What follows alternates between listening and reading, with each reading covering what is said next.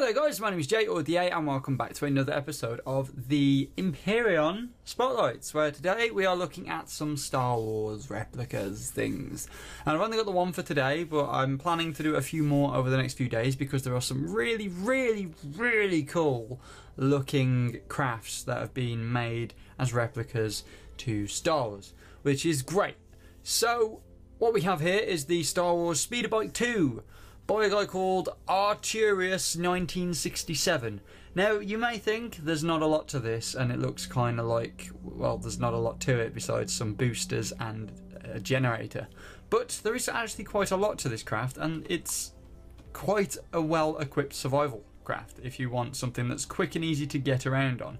Now, I really want to use this in the survival. Reason why is because it is something that doesn't take up a lot of space. It's quite small and compact. It's very cheap to build, and it's something that, you know, I could see myself riding around in, just having a good time.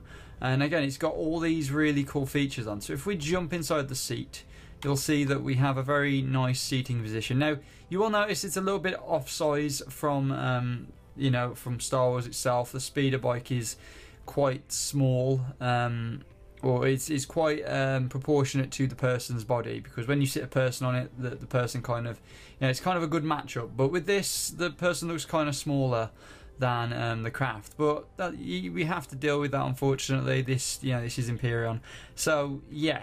So that's a okay thing that I don't really mind. I like how the landing gears sort of have been put on the bottom, like little legs. They look pretty cute. And then yeah, we have some cargo containers here. So we have a small ammo box, which is for the machine gun on the front, which is the Gatling gun.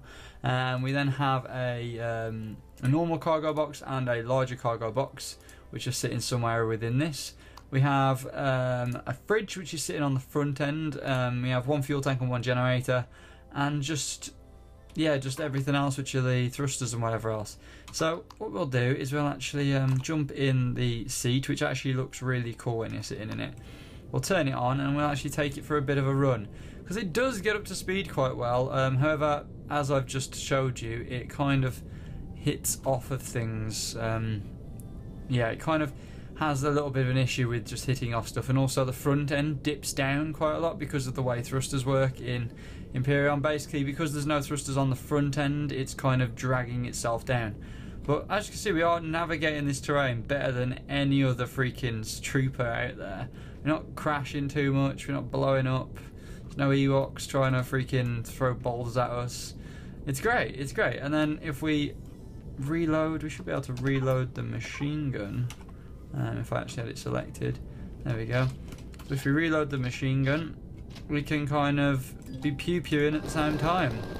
Now, I think a better choice of gun for this would have probably been the oh my god, would be the what's it, like the plasma cannon sort of thing, because it's a bit slower firing, but I think it would have looked a bit better than just a machine gun. But I see why he's done it. It's a fast firing weapon. This thing really does not like handling these bumps too well. It's kind of like a little bit rocky, and I feel like if we could tone down the RCS on it, we probably might need to, because I feel it's a little bit too sensitive for moving and whatever. But again, if you get the gist of it, you can handle terrain quite well in it, and yeah, it's quite a nice little thing to drive around in. And again, it's really quite quick, and this is why I want to use it in survival. I'm thinking I might take the feet off the bottom, because and then I might strap them to the actual base, because that means there's a little bit of height. Well, a little bit of height I get rid of on it, because I do think it's probably a little bit too high. But I do think it's got some longevity in me using it, and it's just a very nifty little craft. And again, because it's quick, it can be something that you can use to bother the enemy, especially if you're strapped on a quite hefty rocket launcher on the front that could really cause the enemy some damage, and you can just be flying around and shooting. And because of it being lightweight, you can, if you were to sort of rest it on the floor, what you can do is you can kind of angle it up on those feet, so you can turn it into like a mobile gun platform, which is again really useful, especially if you're trying to take out bases on your own and you need something that's quick, agile, and gets you there and back in one piece. This is the fridge I was on about in the front, and then again the rest is kind of tucked up within the chassis of the body. But yeah, I think he's done a really cool job with this. I really do like sort of replicas like this, and I think the only thing is, and it's not the builder's fault, it is just the scale. It's a little bit big, but again, we can't help that. We don't have any sort of bike mounted seats or anything like that to make it look any better. So I think as far as a replica in Empyrion in its current state is, this is pretty damn good.